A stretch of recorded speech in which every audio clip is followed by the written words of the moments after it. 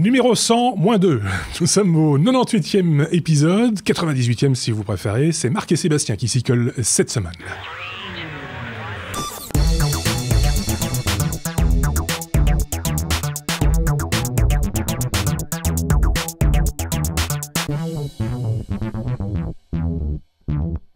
Marc et Sébastien qui nous ont rejoints, évidemment. Marc ici, salut Marc, et de ce côté-ci, salut. Sébastien. Hello. On va parler des nouvelles technologies, évidemment, l'actualité high-tech selon les technos, comme on a l'habitude de le dire. Si vous avez des informations à communiquer, des envies particulières, de choses dont vous voudriez que nous parlions dans ce podcast-ci ou dans les hors-séries des technos, n'hésitez pas à nous le faire savoir.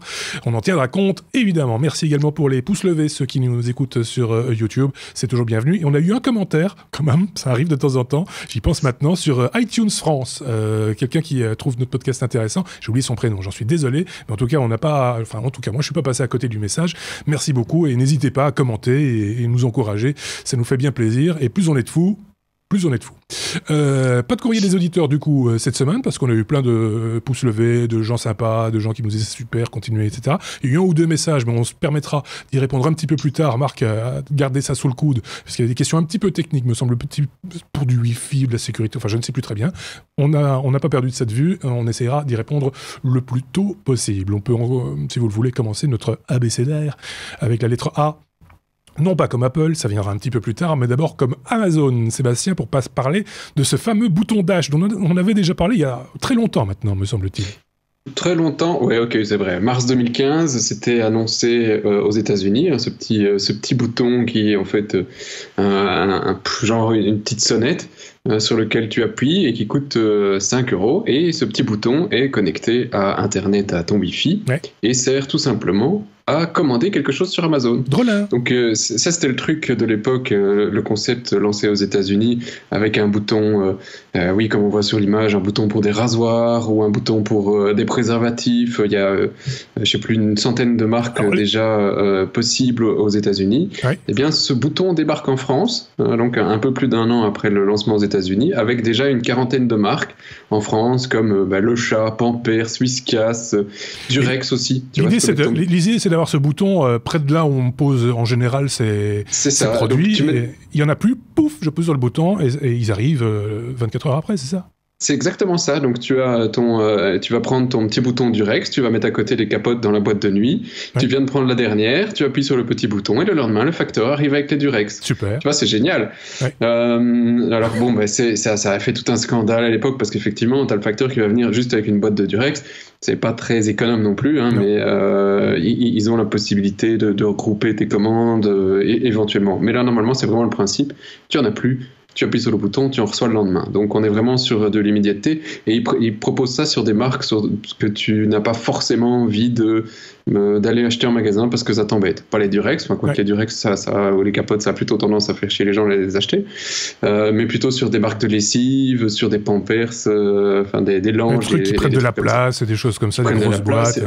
C'est ça. Et donc ça arrive le lendemain. Le bouton coûte effectivement 5 € et remboursé lors du premier achat. D'accord. Alors le petit côté le down du truc, c'est qu'apparemment dans la pratique c'est peu utilisé.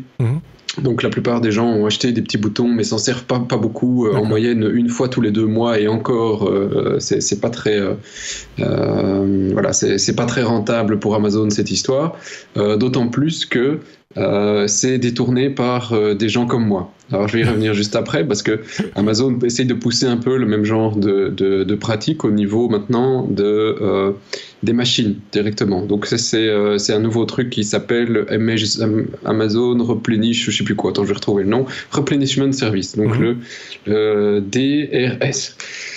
Et le principe du DRS, c'est plus que tu ne dois plus appuyer sur le bouton, mais ton imprimante n'a plus d'encre. Automatiquement, elle va commander à Amazon la cartouche. D'accord. Tu vas recevoir une notification sur ton téléphone en disant oh, merci, tu viens de perdre 10 € pour ta cartouche, et le lendemain, tu reçois une cartouche. Ouais. Tu as encore tout juste un petit temps, peut-être quelques heures pour annuler ta commande, mais en attendant, tout s'est fait automatiquement et ça arrive chez toi le lendemain. On parle chaque fois, c'est marrant, parce qu'on parle chaque fois de consommables en fait, hein, de choses finalement. si on le note pas quelque part, on oubliera quand on va faire ses courses ou quand on va au magasin d'aller l'acheter. Et c'est vrai que finalement, d'avoir un petit système mémo comme ça qui permet de se dire, tiens, soit de ne pas oublier, soit de passer commande directement, c'était pas une idée complètement crétine, quoi. C'était pas une idée crétine, mais il y a des applications pour ça sur ton téléphone, alors plus ou moins bien abouties, qui te permettent de scanner les trucs à partir du moment où tu as le prix dernier pour pouvoir faire ta liste de courses pour quand tu vas au magasin. D'accord. Sauf que ça, c'est beaucoup plus logique que ici d'avoir un bouton et le lendemain tu as une boîte de capote ou le lendemain tu as un pack de lait. Oui. Je veux dire que là on est quand même un petit peu dans le gaspillage au niveau de la logistique. Oui. Mais leur logistique leur permet et voilà, ils espèrent vendre plus grâce à ça.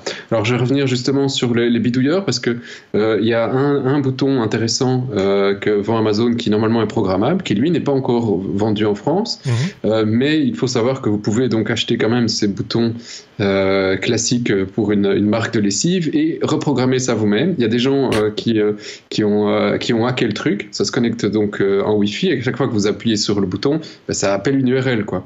Donc il y a des mecs qui ont changé ça pour commander une pizza, commander de la bière, traquer les infos, enfin traquer quand le bébé s'endort ou traquer un truc sur. Ouais, ça donne plein d'idées en fait, hein, parce que très honnêtement, quand je disais, tu le disais toi-même là tantôt, ça serait peut-être pas mal effectivement de détourner le principe du bouton, mais plutôt que de commander quelque chose, créer une liste d'achat par exemple, qui permette de la gérer par ailleurs, par exemple, hein, je sais pas.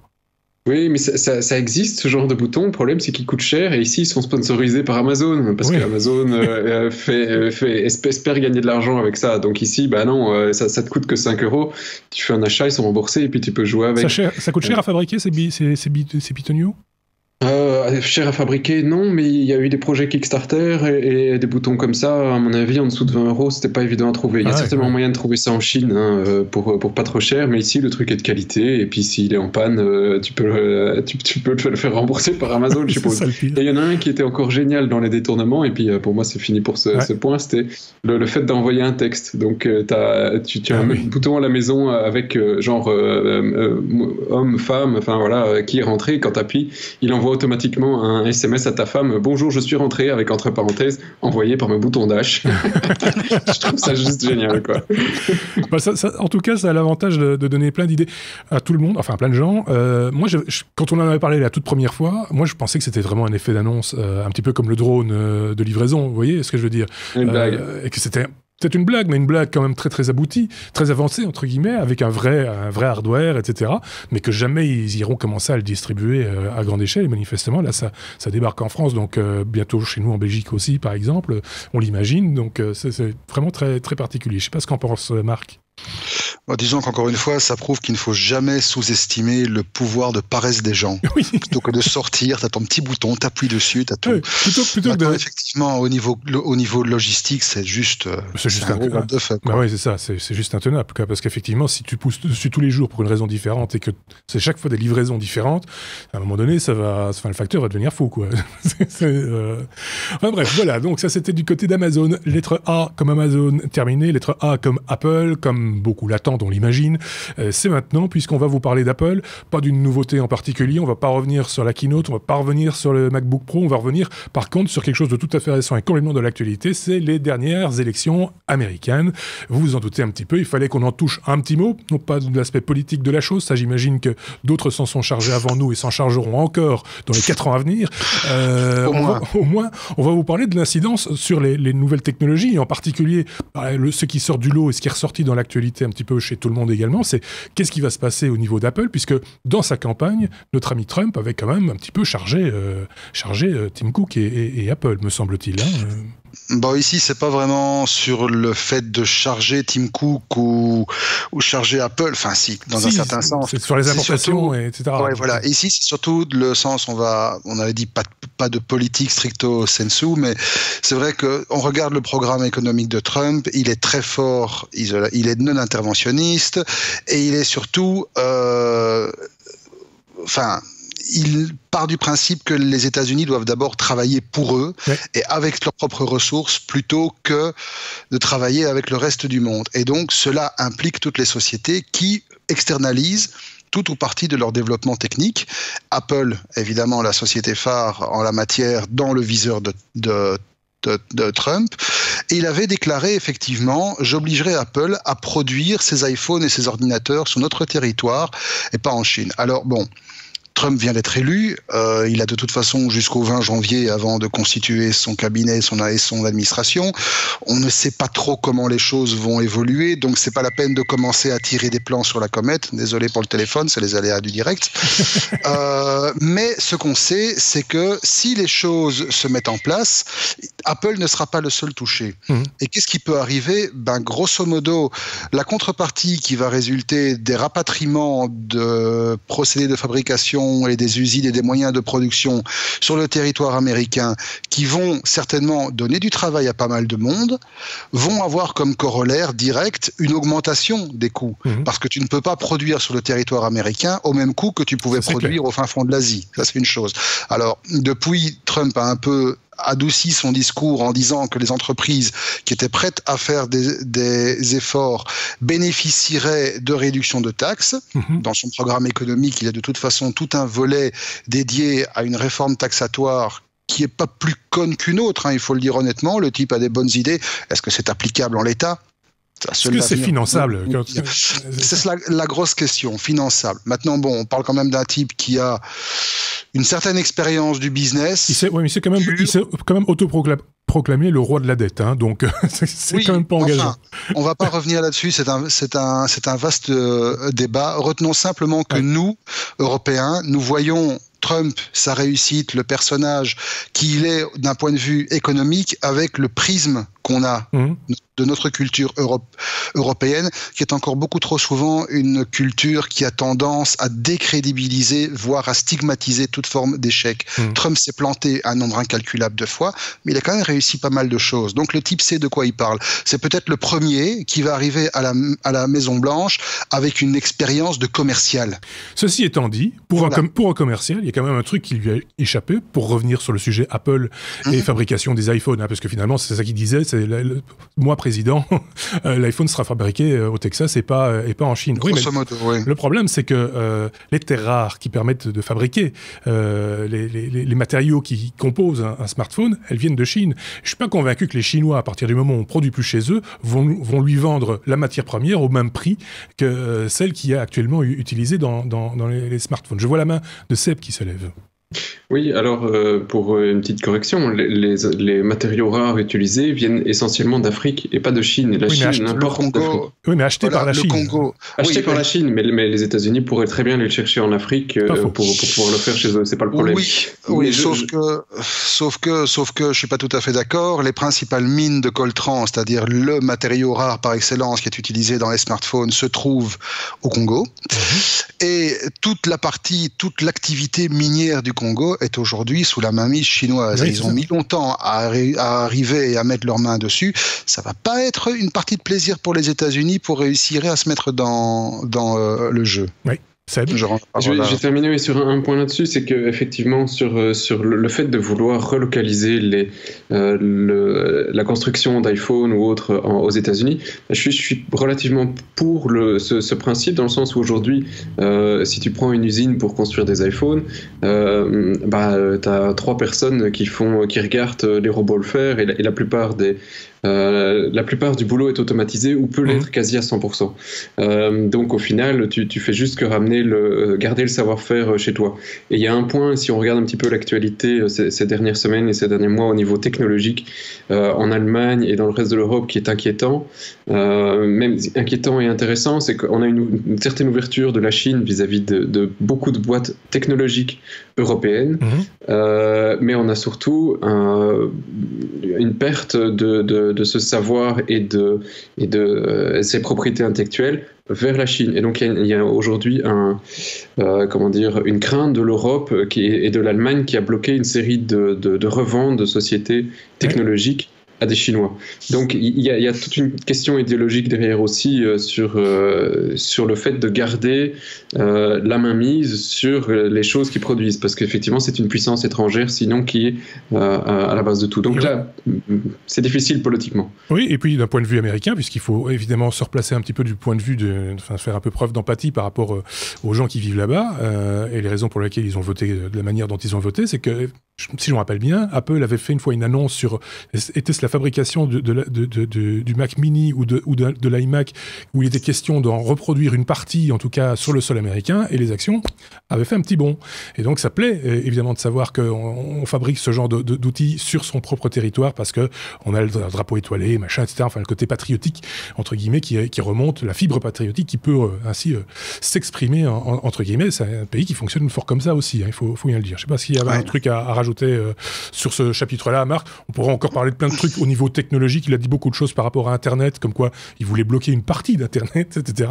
Que la neutralité du net, il n'était pas très sûr que ce soit vraiment un truc intéressant à garantir. Il s'était même mis à un moment donné Bill Gates dans la poche, Bill Gates qui s'est gentiment retiré, qui a décliné l'offre et dont on n'entend plus parler en tout cas. Donc voilà, il s'est passé plein de choses, il s'est dit plein de choses. Je pense que le plus gros de son programme ne se situe pas de ce côté-là, mais bien sur d'autres terrains un petit peu plus fâcheux, entre guillemets. On peut passer à la suite peut-être, non? Oui. La lettre B, B comme bidule. Tiens, voilà, ça c'est la lettre c'est la lettre fourre-tout. Cette semaine, c'est B comme bidule, c'est fourre-tout. Et puis il y aura un T comme truc. Voilà. On a déjà eu ça, oui, c'est ça. B comme bidule, c'est évidemment Marc qui nous propose ce B comme bidule avec l'écran 24 pouces pliable, s'il vous plaît. Oui, effectivement. C'est un truc assez improbable sur lequel je suis tombé totalement par hasard. Je ne sais même plus comment je suis arrivé là, mais j'ai trouvé le concept assez génial. Imaginez un parapluie. Mmh. Un parapluie. Vous voyez, je ne sais pas si vous avez en tête cette image des parapluies qui sont utilisés chez les photographes. Comme j'ai dans le studio ici. Voilà, ces grands parapluies qui sont fermés devant. Alors là, j'en profite. Allez jeter un œil sur notre compte Instagram, les technos, il y en a un. Il n'y a pas beaucoup de photos, mais il y en a une de ces fameux parapluies, le jour où j'ai pété une ampoule. Voilà, toutes les occasions sont bonnes pour faire une petite photo. Et donc, vous verrez les 3 parapluies qu'on a ici dans le studio. C'est ce qu'on appelle des softbox. C'est ce qui s'appelle des softbox, c'est des parapluies noirs, enfin une forme de parapluie noire. D'un côté, c'est blanc, etc. Voilà. Je te laisse parler. Merci. Et donc, en fait, ces parapluies ont donné une idée à une boîte qui a créé le SPUD, c'est-à-dire le Spontaneous Pop-Up Display. Et en fait, ce qu'ils ont fait, c'est qu'ils ont équipé la face avant de ce fameux parapluie, comme on le voit sur l'image, d'un revêtement photosensible, et à l'arrière se trouve en fait, dans un mécanisme qui se déplie, un mini projecteur. Qui est capable d'afficher un écran en Full HD de 24 pouces, avec évidemment prise HDMI, prise DisplayPort, mais qui peut également, vu qu'il est compatible Wi-Fi, se connecter à votre smartphone, à votre tablette, à votre laptop ou n'importe quelle source qui est capable donc de streamer du signal. C'est bien, ils ont réinventé le tube cathodique. Et il est le rétroprojecteur. Ils ont réinventé le rétroprojecteur plutôt. J'allais dire le tube cathodique, mais le rétroprojecteur, c'est pas faux aussi. C'est un peu le même principe. Où il y avait ces énormes écrans. Ben, on parlait des Américains, ils avaient ça dans leur salon avant, des grands écrans, et en fait c'était un projecteur avec un miroir qui projetait l'image contre une surface opaque, réfléchissante, et ça donnait de vilaines images en plus. Oui, la résolution était pourrie, et ici aussi, je me demande si Marc, t'as pas reçu une notification de moi, parce que j'avais trouvé ce truc sur Kickstarter, et je l'avais liké, mais j'ai pas donné un bal parce que la résolution était relativement pourrie. Non, ça a l'air d'être très moche, et en plus déformé, parce que ce truc est un peu gonflé. Et je trouvais ça très sympa. C'est un peu gonflé, mais ça affiche quand même en Full HD. Oui. C'est quand même du 1920 par 1080. Ouais, enfin, tu projeter de la Full HD sur un mur de merde, t'auras un mur de merde. C'est un écran d'appoint, le concept était sympa. C'est parti sur Kickstarter à la base. Le truc a été fundé à $145 000 alors qu'il n'en demandait que 33 000. Et le bidule coûtera probablement dans les $500. Pour avoir un écran dépliable que tu peux avoir partout avec toi, c'est pas Ils auraient pu le faire gonflable en fait. Ouais, aussi. Attends, je gonfle mon écran. Et c'est à 17 pouces, hein, quand même. Bon, alors. Ils sont juste impossibles. Ouais, c'est toi qui tends la perche aussi, avec un B comme bidule. Il y en a un autre en plus, B comme bidule. C'est après la montre connectée, c'est le marché des tablettes qui se casse la gueule. Bravo d'avoir mis ça dans bidule.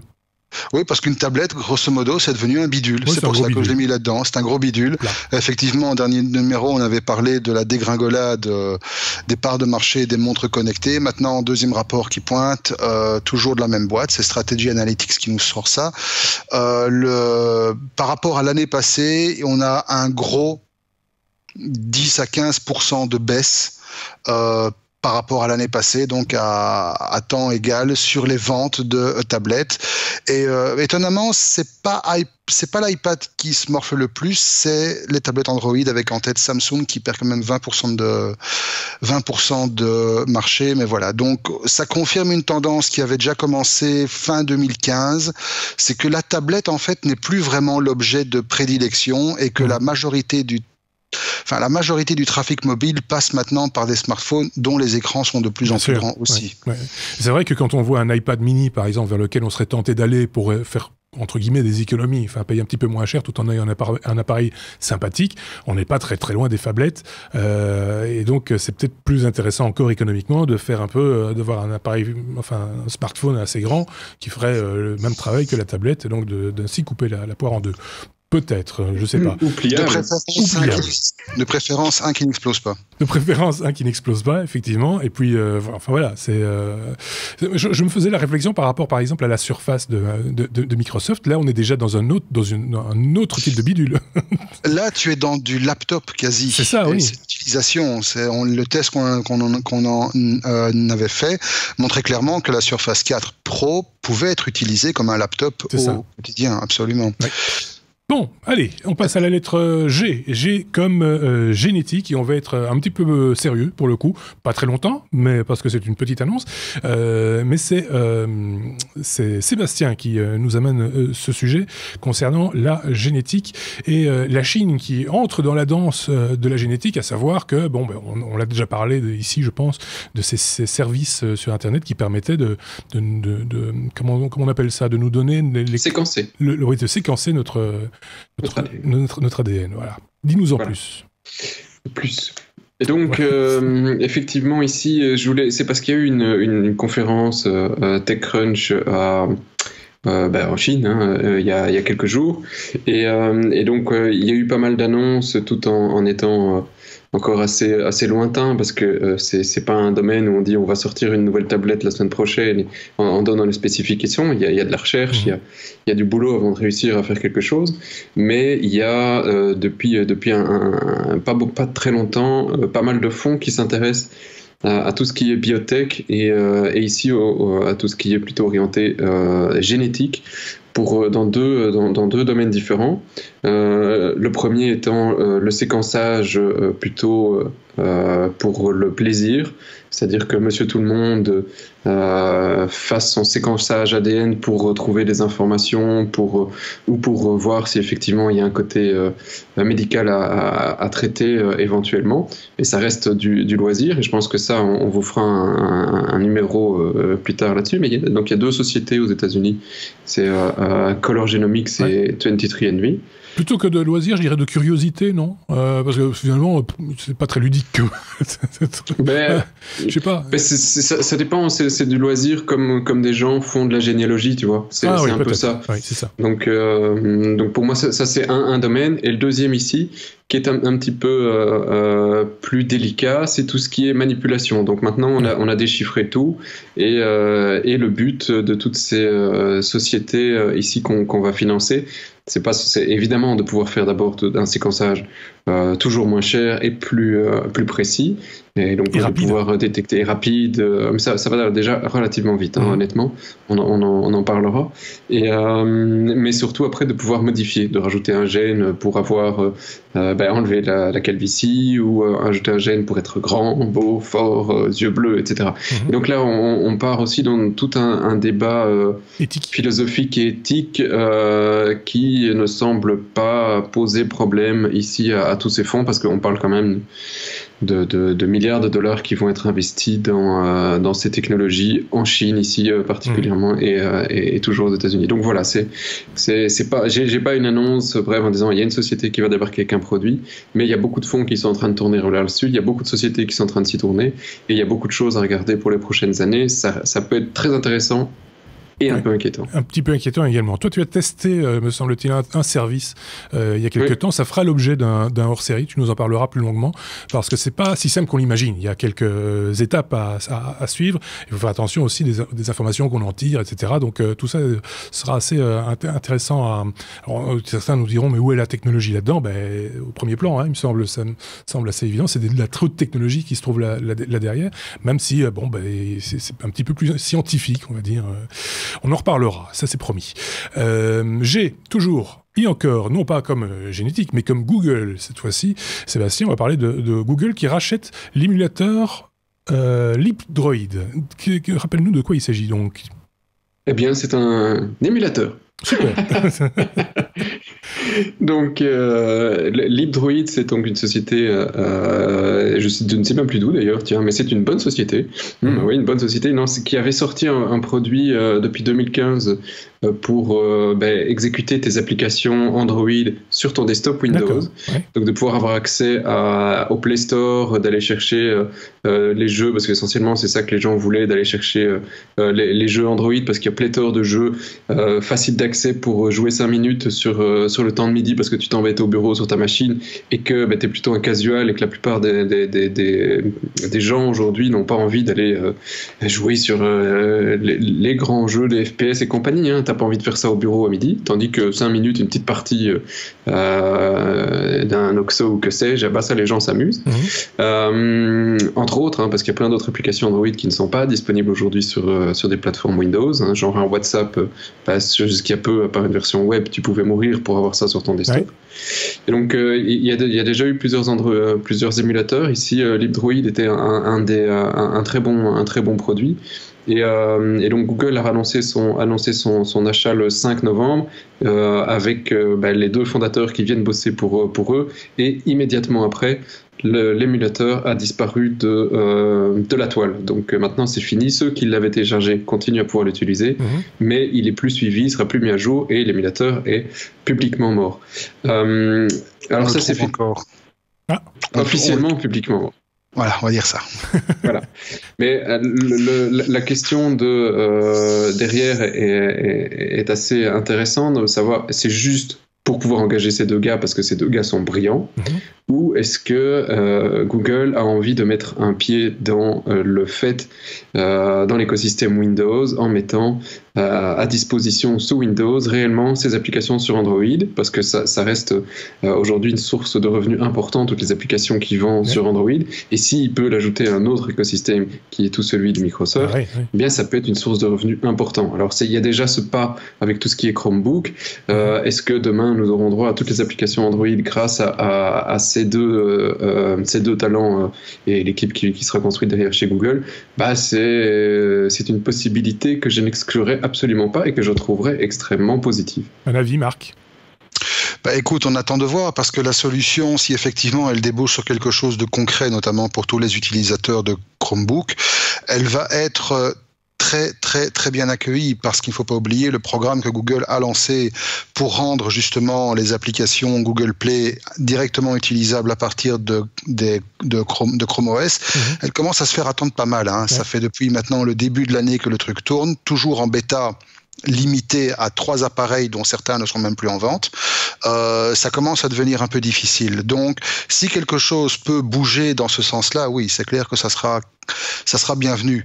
Maintenant, est-ce que c'est réellement la raison pour laquelle Google a mis la main sur cette boîte-là? Ou pour la mettre au placard. Ou pour la mettre au placard, mais dans ce cas-là, il l'aurait fait avec d'autres sociétés, parce qu'il y a d'autres émulateurs. LibDroid en était un, il y en avait un autre qui était excellent aussi, c'était BlueStacks. Bon. Et c'est là, merci. Alors, je ne sais plus si c'était BlueStacks ou LibDroid, mais il y en a un des 2 que j'avais essayé qui fonctionnait en tant qu'extension Chrome. Faut que je me souvienne. Franchement, ça fait trop longtemps. C'était BlueStacks. Je trouve que le truc était assez excellent et le choix serait assez logique de la part de Google de pouvoir. Ils ont Chrome, ils en ont des millions qui sont installés. Ils pourraient facilement utiliser ça comme cheval de Troie, hein, si je plagie un peu l'article auquel on fait référence. Parce que voilà, ce serait facile de pouvoir pousser ça du coup chez tous les utilisateurs. Et franchement, c'était pas mal parce que dans Chrome, tu pouvais avoir accès du coup au Play Store et c'était exécuté dans une fenêtre comme si c'était une application Windows. Donc franchement, c'était pas mal. Comme une application application Windows ou via un Chromecast, donc se servir de l'ordinateur comme passerelle entre guillemets entre l'application Android et l'écran de la télévision ou d'un moniteur. Oui, il y a plein de choses à faire dans ce domaine-là et ça demande on va garder un œil sur ce fameux LibDroid pour voir ce qui va devenir. On peut passer à la lettre M si vous le voulez bien. M comme ça ne vous étonnera pas, Microsoft. Microsoft qui annonce son concurrent de Slack. Il l'officialise. On en avait déjà parlé. On avait déjà parlé, effectivement. On l'avait évoqué, mais on n'en savait pas plus à ce moment-là. Ouais, ben maintenant, voilà, c'est officiel. Slack a un concurrent et ça s'appelle Teams. Ils n'ont pas fait dans l'originalité. Donc, grosso modo, c'est la même chose que Slack. C'est un outil de chat groupware. Ouais. Donc, simplement, une plateforme de communication. Où est la grosse différence par rapport à Slack? Tout simplement, c'est Microsoft. Et qui dit Microsoft dit intégration et support complet de tous les outils de la plateforme Microsoft, donc Office, Word, Excel, PowerPoint, Planner, Outlook, enfin tous les outils qui existent dans l'écosystème Microsoft, Skype y compris, sont directement repris. Alors l'autre avantage, c'est que l'outil arrive d'entrée de jeu avec une API qui permet de le personnaliser, mais dans les moindres détails, qui sera assez intéressante dans la mesure où une partie de cette API permet d'écrire ce que Microsoft a produit il n'y a pas longtemps avec le Microsoft Bot Framework, donc qui permet de créer des petites routines semi-autonomes qui vont permettre d'avoir des réactions et des actions du style à ce que Facebook est en train de mettre en place avec Messenger, mais pour le grand public. C'est-à-dire des applications semi-autonomes qui vivent dans un espace de chat. Ça peut être sympa. Et tout, voilà, de nouveau intégrable avec toutes les solutions que Microsoft met en place, mais également dès l'ouverture, dès le lancement, Microsoft annonce à peu près 150 connecteurs. Ah oui. Par connecteur, ça veut dire des petits protocoles de connexion avec des outils externes. Comme cela qu'on a, par exemple. Comme tous les domaines. Ici, on a OutSuite, Asana, Zendesk, Salesforce, enfin, toute la batterie de trucs habituels. Donc, ça arrive directement. C'est disponible avec tous les abonnements Office et ça risque bien de pousser Slack à devoir réinventer quelques trucs pour rester. Quand on parle des connecteurs externes, on sait que Slack par exemple fonctionne assez bien avec Drive, Google Drive par exemple. Est-ce que Microsoft va jusque-là, jusqu'à se connecter aux concurrents entre guillemets ? Eh bien, je ne sais pas parce que pour l'instant la liste des connecteurs reste assez difficile à trouver, hormis les grands trucs qui sont standards. Évidemment, tu t'imagines bien que Box est dessus, par contre. Box est dessus, mais OneDrive, évidemment, est en tête de ligne. Oui, c'est ça. Parce que c'est Microsoft. Là aussi, une affaire à suivre. Évidemment, bon, ils ont déjà un pied, enfin plus qu'un pied dans le domaine professionnel, donc on s'imagine que ça va être beaucoup plus facile pour eux que pour Slack, en l'occurrence, me semble-t-il. Oui, mais enfin, Slack que nous utilisons, nous, au quotidien pour les technos, à voir si maintenant, et nous, on l'utilise aussi, je l'ai appris depuis quelque temps, on l'utilise aussi dans notre boîte à nous. Ah ben voilà. Pardon. Et moi aussi, je t'aime. Et donc, à voir si effectivement on pourra éventuellement mettre la main dessus et voir s'il y a des grosses différences. Pareil, oui, effectivement. C'est pas moi que Marc fait des mamours, c'est à Sébastien. Tu voulais rajouter un petit truc peut-être ? J'ai un truc à rajouter. Vous savez, si vous nous suivez depuis suffisamment longtemps, que je suis un amoureux du libre. De la barbe et du libre, tous les barbus. Oui, et alors Slack a des concurrents dans le libre. Teams n'est pas tout seul. Et il y a un truc qui fonctionne extrêmement bien et qui est pas mal, qui est Mattermost. Donc allez voir, c'est MATERMOST.org. Et voilà. Et ça marche super, l'interface est nickel, c'est pareil. Donc il y a des concurrents. Il y a de la concurrence, il y a des choses à faire, mais quand je disais que ça allait sans doute intéresser les entreprises qui sont déjà, entre guillemets, inféodées aux outils Microsoft, elles sont quand même assez nombreuses encore. Donc voilà, notre peuple vaincra. On verra bien comment ça va se passer, mais ça reste intéressant. En tout cas, ces outils collaboratifs restent tout à fait intéressants. On peut passer à la lettre S. S comme Samsung, Sébastien. Samsung qui commence à déployer Android 7, paraît-il. Eh ben non. Non ? Les enfants. Voilà. C'est pour finir. Eh bien non. Alors en fait... Il faut savoir. Les cons. Oui, les cons, Alors en fait, oui, l'article est là, j'ai vu la titre, j'étais on va la voir enfin avant... Oui, c'est ça, enfin avant le prochain Galaxy S8, parce qu'en général, ils sortent la nouvelle release officiellement un jour avant ou après leur nouveau modèle. Et ici, on nous annonce que Android 7 Nougat est disponible pour le Galaxy S7 et 7 Edge en bêta. Je vois pas peur. Hein, moi, même pas fou, hein, au pire, bêta quoi.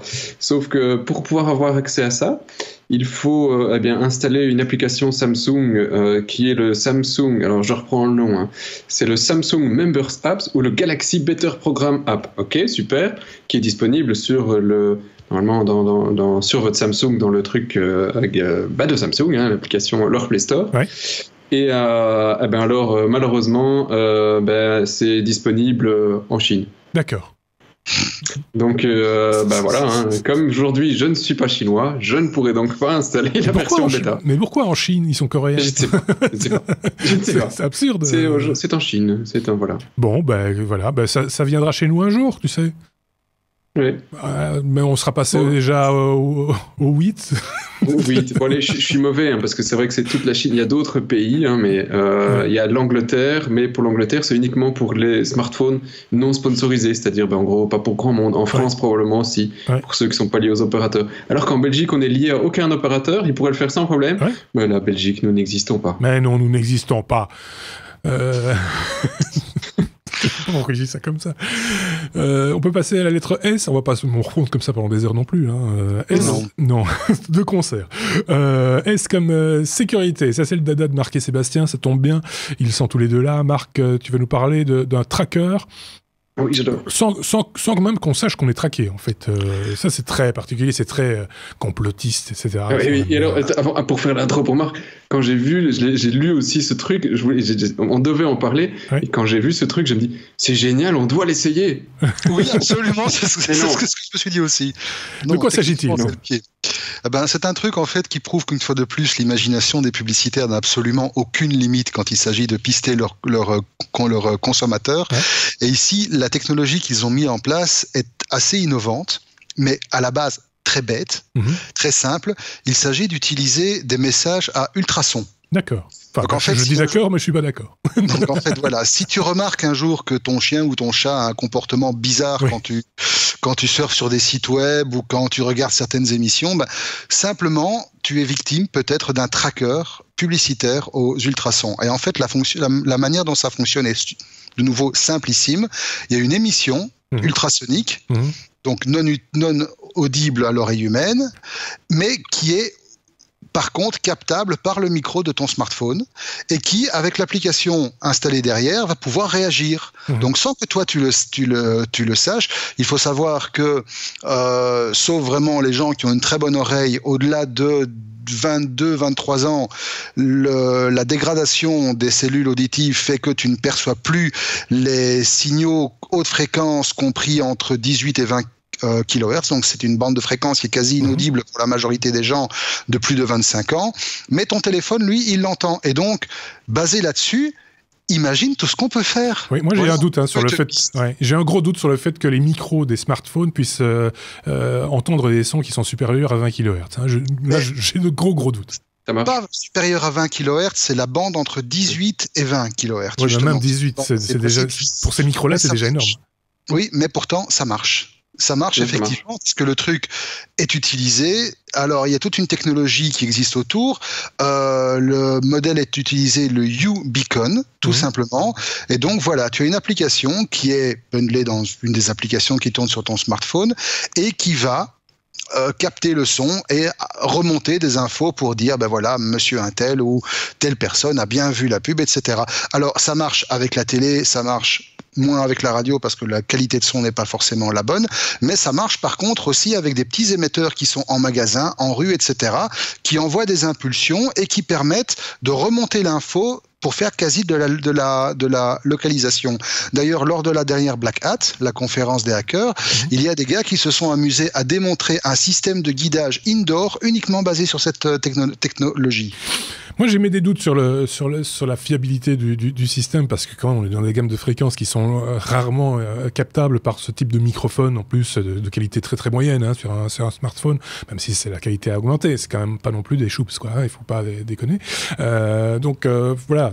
Par contre, ce qui existe et fonctionne plutôt pas mal, mais à ce moment-là, ce sont des entreprises qui sont spécialisées là-dedans. C'est le watermarking de la publicité ou de musique, etc., et qui permet ainsi de pouvoir collecter des informations et peut-être également créer des interactivités. On a eu ça en Belgique sur certaines émissions de télévision où il y avait une interactivité qui était créée par justement ce watermarking qui envoyait des impulsions, des informations à une application qui était sur un smartphone, et il y avait une synchronisation dès lors entre ce qui se passait à l'image pendant le programme télévisé et son smartphone.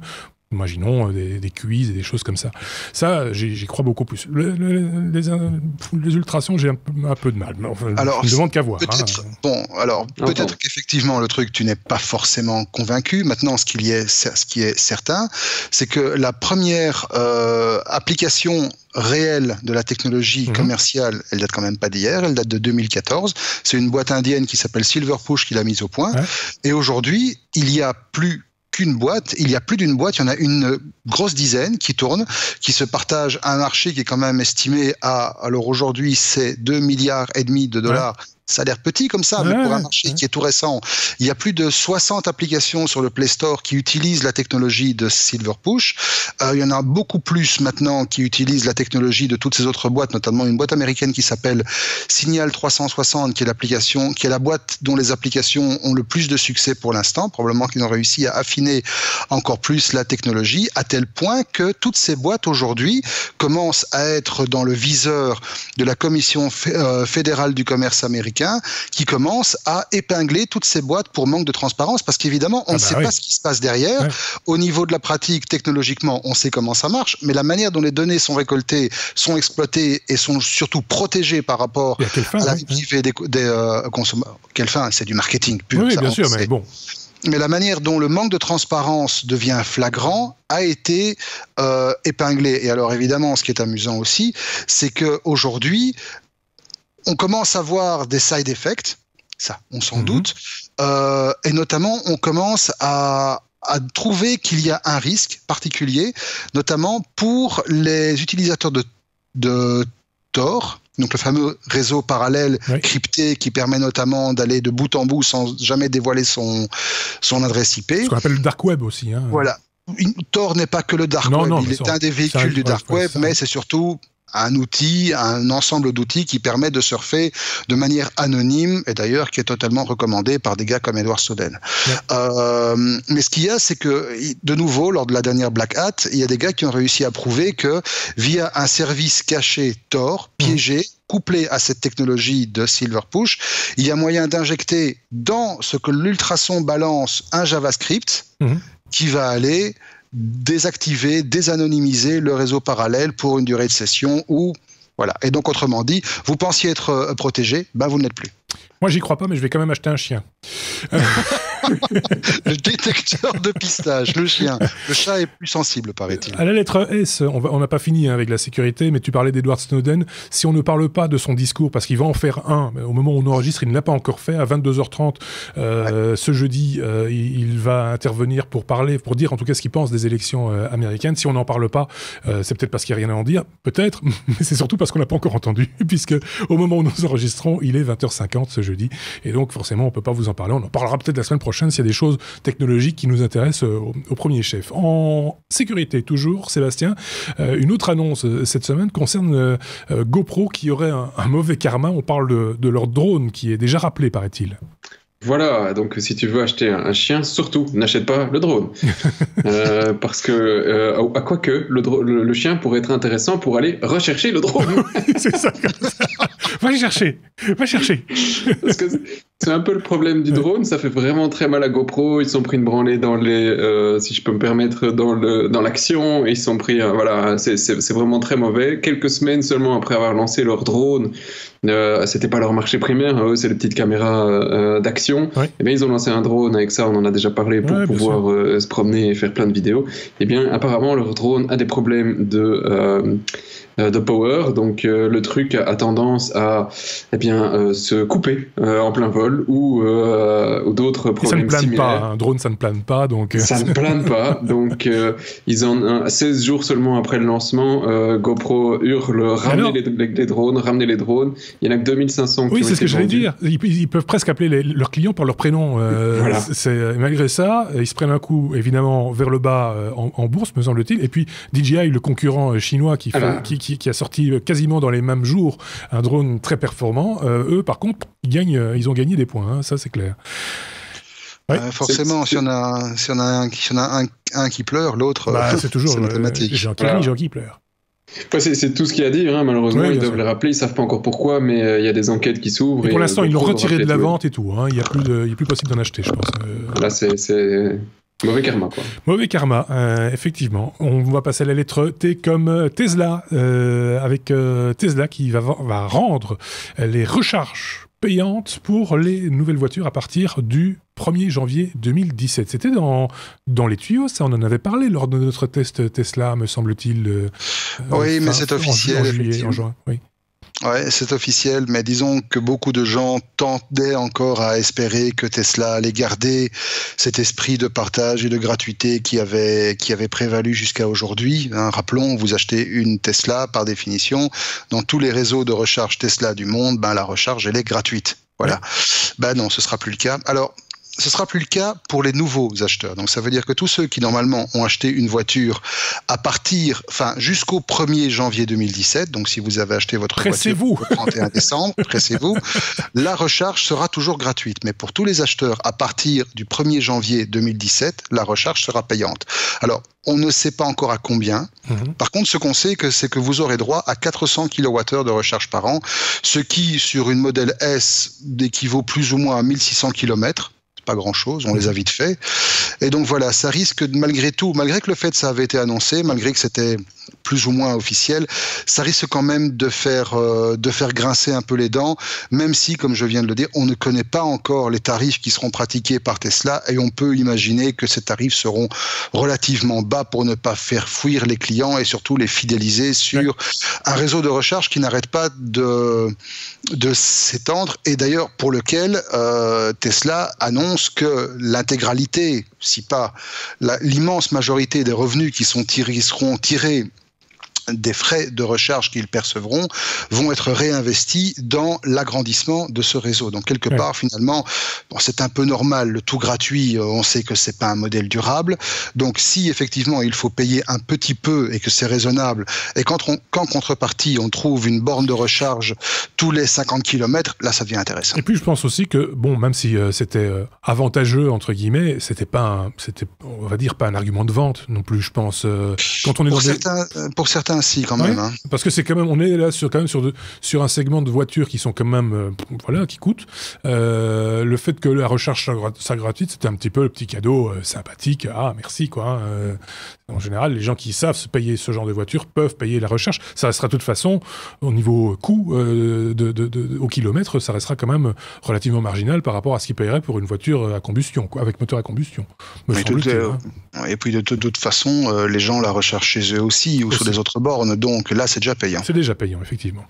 Donc voilà, on savait déjà que ça n'allait pas être gratuit pour les prochains modèles, le modèle M qui arrivera fin 2017, début 2018. Là c'est pour tout le monde, à partir du 1er janvier de 2017. Donc si vous aviez des ambitions, pressez-vous, comme on a dit. Il vous reste un peu plus d'un mois. Tous ceux qui ont acheté des modèles 3 en se disant ça va être gratuit, non. Non, terminé. Voilà. Pas de balle. On passe à la lettre T, on reste à la lettre T plutôt comme Twitter cette fois-ci, Sébastien, pour parler de Twitter qui est down. Là, maintenant? Non, pas maintenant. Mais il y a quelques jours. Mais alors, effectivement, ça a moins de classe de le dire dans un podcast parce que c'est difficile d'être en direct pour ce genre de choses. Oui, c'est sûr. Voilà. Mais Twitter a été down, hein, c'est pas non plus un titre exceptionnel, ça arrive même aux meilleurs.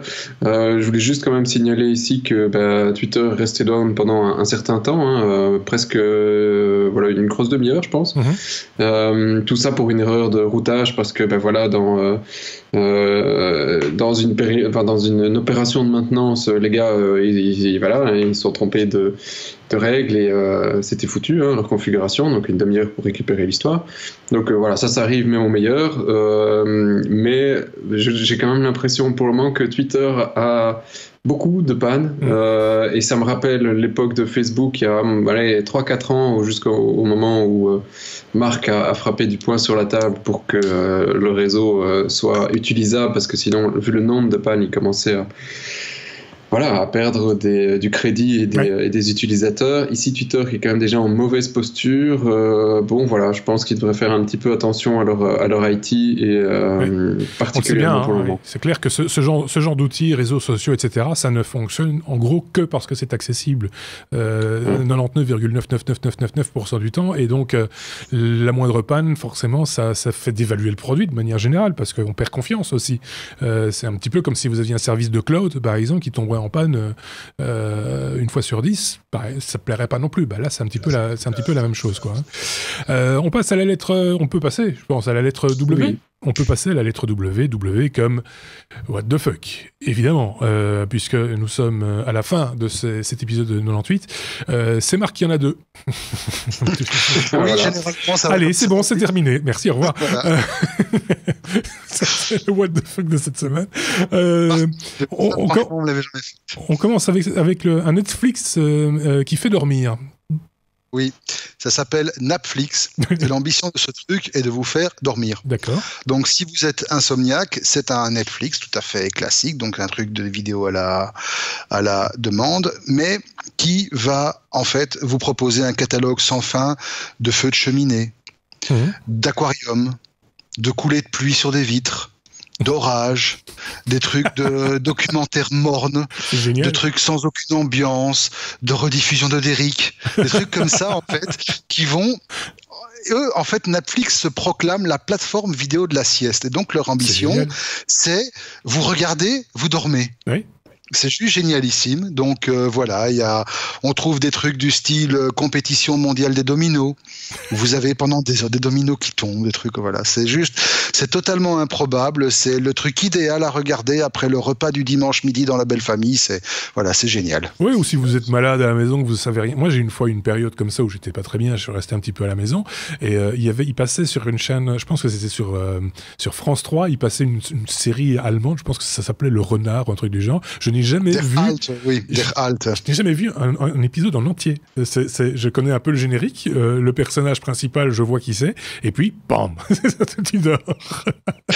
C'est l'effet d'Eric. Hein. C'est magnifique, c'est exactement le même effet, c'est ce non-rythme qui incite au sommeil. Finalement, faire un service, c'est pas complètement crétin, Sébastien. Ah oui, attends, à l'époque, il y avait, je pense que c'est toujours le cas, ARD et ZDF qui, pendant la nuit, faisait passer des vidéos de train, donc c'était des vidéos filmées de la cabine du train, et c'était pas un TGV, hein, c'était un train de campagne qui allait de station en station sans le moindre passager, quasi en général, et ça durait comme ça pendant toute la nuit. C'était à la place de la Mire, et comme je travaillais de nuit, moi je trouvais ça juste relaxant, et je regardais ça pendant des heures, ce truc. C'est incroyable.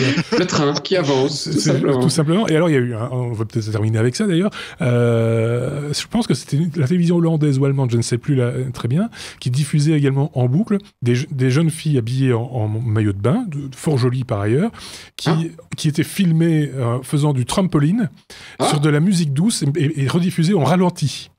Et donc, ça ne leur coûtait strictement rien parce que finalement, ils demandaient à ces jeunes filles, voilà, on vous donne un maillot de bain, vous sautez pendant une demi-heure sur le trampoline, qu'ils le ralentissaient tellement qu'ils avaient 6 heures de programme. Et que c'était super relaxant de regarder ces gens planer comme ça dans les airs, souriant, etc. et redescendre tout doucement. C'était très, très, très particulier. Ça n'a pas duré, je ne sais pas pourquoi. Les parents se sont plaints. Sinon, sur TF1, il y avait Chasse et Pêche aussi. Oui, c'est ça.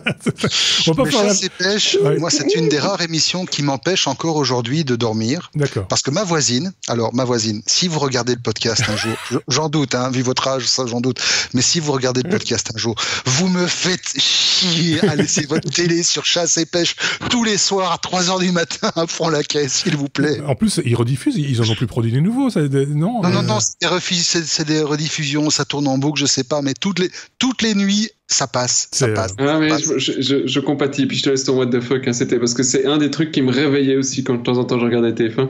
T'as le mec qui sonnait le corps à 3 ou 4 heures du mat, je me réveillais, je dis il est l'heure d'aller dormir. C'est juste, effectivement. À un moment donné, quand tu passes ta nuit à coder, tu commences ta nuit, et puis tout d'un coup, tu entends le cœur sonner. Ça veut dire que bientôt, les petits oiseaux vont chanter dehors. Ouais. On va peut-être aller se coucher maintenant. Bon, voilà, tout ça, c'est du vécu. Si vous aussi, vous avez ce type d'expérience, n'hésitez pas à nous le faire savoir. On s'en fera l'écho. Ou pas. On termine avec le deuxième What the fuck de cette semaine, Marc. C'est un Kickstarter que tu as découvert, un petit peu particulier. C'est pas difficile, c'est un concours de circonstances qui normalement n'aurait pas dû voir le jour. Le simple concours de circonstances est que la société dont on va parler ici est dans le même pâté de maison que les bureaux de Kickstarter. D'accord. Et donc forcément la direction de l'une connaît la direction de l'autre, parce qu'il y a des petites fêtes de quartier, ils se fréquentent, voilà, ils se croisent, comment ça va les enfants, madame, monsieur, etc. Et la boîte en question, qui connaît donc Kickstarter, est une boîte qui s'appelle, alors que je retrouvais, Kickstarter. Non, Kickstarter. Non, ça aurait pu. Non, ça s'appelle Dame Products. Et Dame Products produit des sextoys. D'accord. Et donc, ils ont voulu tenter une expérience et ils ont fait la première offre participative de sextoy sur Kickstarter. Maintenant, le produit en lui-même, c'est un sextoy classique, connecté, moteur 3 vitesses, recharge USB. Qui s'appelle Fin. On dit Fin. J'en sais rien, je suis même pas allé voir la vidéo, ça ressemble à un sextoy tout simplement. Ouais. Et il est en vente à $60, ils ont récolté $50,000, mais je trouvais sympa le truc que Kickstarter, qui était quand même à la base un truc qui était ouvert à des produits technologiques, à des projets quand même relativement avancés, s'ouvre à quelque chose d'aussi banal qu'un sextoy. Ouais. Je sais pas, peut-être qu'il a quelque chose de spécial. On n'est peut-être pas suffisamment spécialisé. Il manque une fille dans ce podcast, en fait, pour avoir un peu. J'appelle ma femme. Un peu. Hors série et tout, avec retour d'expérience. Je sais pas. Est-ce qu'elle a mis de l'argent sur ce sextoy? J'avais vu ce week-end, mais je trouvais ça pas très intéressant en fait. C'était juste un truc qui vibre. Bah oui, c'est ça, c'est un canard, quoi. Ouais, c'est un canard commandable avec une app, quoi, grosso modo. D'accord, ok, bon. Ouais, c'est limité. C'est limité, effectivement. Bon, c'est un petit what the fuck, là, pour le coup. Mais enfin, bon, ça va, c'est technologique. Donc c'était plus l'aspect Kickstarter qui était... Oui. Mais je me pose des questions, parce que 2 projets Kickstarter que j'ai regardés le week-end dernier se retrouvent dans les news de Marc. À mon avis, il y a un truc d'ultrason sur... Ouais, peut-être bien. Peut-être qu'il expérimente quelque chose de... C'était quoi l'autre? Parce que celui-là, je comprends, mais l'autre, c'était quoi? Parce que je regarde beaucoup des trucs de Kickstarter. Ton rétroprojecteur, tu l'as déjà oublié? Ouais, c'est ça. Non, Spud, ton parapluie. Mon parapluie, c'est ça. Bon, voilà, qui achève donc ce 98e, 98e épisode des Technos. On planche toujours sur des idées pour le 100e, ça ne vient pas, décidément. On va bien trouver quelque chose.